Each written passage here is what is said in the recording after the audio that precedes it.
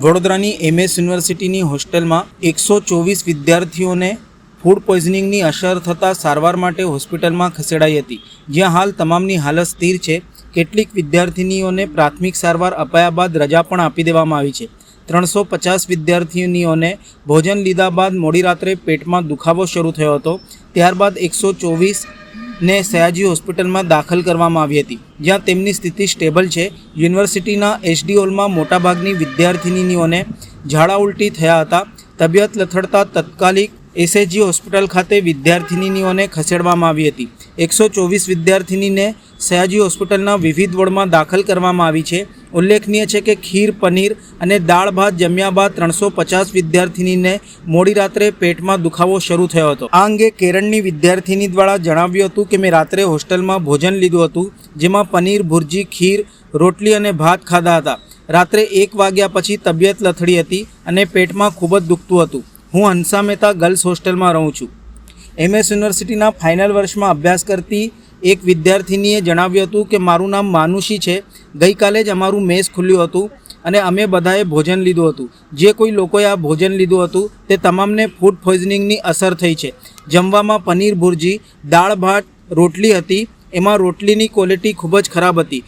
શાકમાં મને કંઈ લાગ્યું નહોતું અને મેં ખીર ખાધી નથી, પરંતુ મને રોટલીમાં ખૂબ જ ગડબડ લાગતી હતી। રાત્રે 1 વાગ્યા બાદ પેટમાં ખૂબ જ દુખાવો થયો હતો અને ઝાડા થઈ ગયા હતા, સાથે જ વોમિટિંગ પણ થઈ હતી। આ સાથે જ વોર્ડનને જાણ કરાતા અમને હોસ્પિટલમાં લાવવામાં આવ્યા હતા। આ અંગે ફૂડ સેફ્ટી ઓફિસર વીએસ નિસર્ગતાએ જણાવ્યું હતું કે હાલમાં આરોગ્ય વિભાગની ટીમે આ મેસ ખાતે પહોંચી હતી અને અહીં સ્વચ્છતાનો અભાવ જોવા મળ્યો હતો, જેને લઈને પણ અમે નોટિસ આપીશું।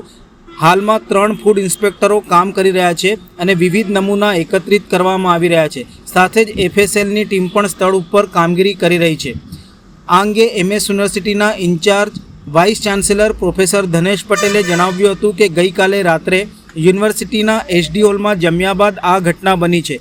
4 હોલની દીકરીઓ મેસમાં જમી રહી હતી। ત્યારબાદ 300થી વધુ વિદ્યાર્થિનીઓમાંથી 70થી 80 જેટલી વિદ્યાર્થિનીઓની તબિયત લથડતા એસએજી હોસ્પિટલ સારવાર અર્થે લાવવામાં આવી હતી। ગઈકાલે પ્રથમ દિવસ હતો। 15થી 20 વિદ્યાર્થિનીઓને ડિસ્ચાર્જ કરવામાં આવી છે અને તમામની સ્થિતિ હાલ સારી છે। તેમણે રાત્રે પનીરની સબ્જી અને દાળ ભાત, પાપડને આ બધું ખાધું હતું। આ બાબતે મેસમાં શું સ્થિતિ છે તે ચકાસી આ અંગે કાર્યવાહી કરવામાં આવશે। સયાજી હોસ્પિટલના આરએમઓ ડૉક્ટર હિતેન્દ્ર ચૌહાણે જણાવ્યું હતું કે ગઈકાલે રાત્રે એમએસ યુનિવર્સિટીની ગર્લ્સ હોસ્ટેલમાં ભોજન લીધા બાદ એસએજી હોસ્પિટલમાં ઉલટીની કમ્પ્લેન્ટ સાથે વિદ્યાર્થિનીઓ અહીં લાવવામાં આવી હતી। તમામને હાલમાં દાખલ કરવામાં આવી છે અને સારવાર આપવામાં આવી રહી છે અને તમામની સ્થિતિ સારી છે। તેમણે ખીર અને પનીરની સબ્જી ખાધી હોવાની વાત કરી રહ્યા છે। હાલમાં એસએજી હોસ્પિટલમાં વિવિધ 5 વોર્ડની અંદર તમામ વિદ્યાર્થિનીઓને દાખલ કરવામાં આવી છે। આ ઘટના ઘટતા સાંસદ ડૉક્ટર હેમાંગ જોશી પણ એસએજી હોસ્પિટલ દોડી આવ્યા હતા। એમએસ યુનિવર્સિટીના ગર્લ્સ હોસ્ટેલના અંદર ગઈકાલે રાત્રે ભોજન કર્યા બાદ અડધી રાત્રે આપણા દીકરીઓને, બહેનોને પેટમાં દુખાવાની અને ઉલટીની ફરિયાદ આવી। ધીરે ધીરે 1-2 ફરિયાદ વધતા એક માસ ફૂડ પોઈઝનિંગ થયું હોય એવો એક કિસ્સો બહાર આવી રહ્યો છે। અહીંયા પ્રાથમિક સારવાર તમામ જેટલા પણ આપણા વિદ્યાર્થીઓ છે એમને વ્યવસ્થિત રીતે અપાઈ રહી છે અને હવે જો માની લો કે હજુ વધારે કોઈ પેશન્ટ એવા ટર્ન આઉટ થાય કે એમને પણ વધારે આ પ્રકારના પ્રોબ્લેમ છે તો ગોત્રી હોસ્પિટલને પણ આ બાબતે જાણ કરવામાં આવી છે। એટલે એવું ના થાય કે એક સાથે એક જ જગ્યા પર વધારે પેશન્ટ આવે અને એની સારવારમાં મળવામાં એમને કોઈ પ્રકારનું કોમ્પ્રોમાઇઝ ફેસ કરવાનો સમય આવે, એના બદલે જીએમઈઆરએસમાં પણ કહી દીધું છે ત્યાં પણ હવે કોઈ નવા પેશન્ટ આવશે તો ત્યાં પણ એમને શિફ્ટ કરવામાં આવશે। પ્રાઇમરીલી એમની સાથે વાત કરતાં એવું લાગે છે કે રાત્રે એમને ભોજનમાં જે કશું જમ્યા એના પછી એમને આ પ્રકારની પ્રોબ્લેમ્સ ફેસ કરવી પડી છે અને એને લઈને એના એમએસ યુનિવર્સિટીના વાઇસ ચાન્સલર, એમએસ યુનિવર્સિટીના તમામ વોર્ડન, ચીફ વોર્ડન, તમામ લોકો અહીંયા સ્ટેશન છે અને અહીંયા વડોદરામાં વસતા એક વિદ્યાર્થી એ અમારા વિદ્યાર્થી છે। એમની સેફટી, એમની કાળજી એ યોગ્ય રીતે લેવાય એ બાબતની સૂચના વહીવટી તંત્રને પણ આપવામાં આવેલી છે। ઘણા પેશન્ટ્સ એવા પણ છે, 7-8 જેટલા પેશન્ટ્સ એવા છે કે જે સારવાર લઈને પરત હોસ્ટેલ પણ જતા રહ્યા છે। એટલે હું માનું છું કે થોડા કલાકોમાં આ સ્થિતિ સામાન્ય થશે અને MS યુનિવર્સિટી પોતે પણ આ આ આ વિષય કઈ રીતે બન્યો એ બાબતે પણ ઊંડાણપૂર્વક તપાસ કરશે. આની પહેલા પણ જે હું ચોક્કસ માનું છું કે જ્યારે એવા જે માસ કુકિંગ જ્યાં પણ થતું હોય ત્યાં ખાસ કરીને વરસાદમાં હાઇજીનના અમુક પેરામીટર્સ આપણે ધ્યાનમાં રાખવા જોઈએ. અને એ જ બાબતે મેં MS યુનિવર્સિટીના ચીફ વોર્ડનશ્રી અને વાઇસ ચાન્સલર સાથે પણ ચર્ચા કરી છે. તેઓ આ બાબતે ખૂબ જ ગંભીર છે અને યોગ્ય તપાસ કરી અને જે કોઈ પણ નિર્ણય લેવાનો હશે મને વિશ્વાસ છે કે MS યુનિવર્સિટીના સત્તાધીશો એ નિર્ણય લેશે. હું માનું છું ત્યાં સુધી હવે વધારે એટલા કોઈ પેશન્ટ આપણે નથી આવતા એવી આપણે આશા કરીએ છીએ ને એવું લાગી રહ્યું છે. પરંતુ જો હજુ વધારે આવ્યા તો એ તમામ લોકોને SSG ના બદલે ગોત્રી મેડિકલ શિફ્ટ કરવામાં આવશે. એ બાબતે સંકલન કરવામાં આવશે. એ દ્રશ્ય મેં નિહાળ્યું છે. લગભગ 6 કોટ એવા છે કે જ્યાં એક સાથે 3 વિદ્યાર્થીઓ એમને રાખવામાં આવ્યા છે, કારણ કે અત્યારે આપણા માટે સૌથી મહત્વપૂર્ણ છે એમની ટ્રીટમેન્ટ. એમને સલાઈન ચડાવવાનું હોય ત્યારે પહેલા કોટના વ્યવસ્થા કરતાં પણ વધારે આપણા માટે એમની ટ્રીટમેન્ટ ચાલુ થાય એ મહત્વનું છે.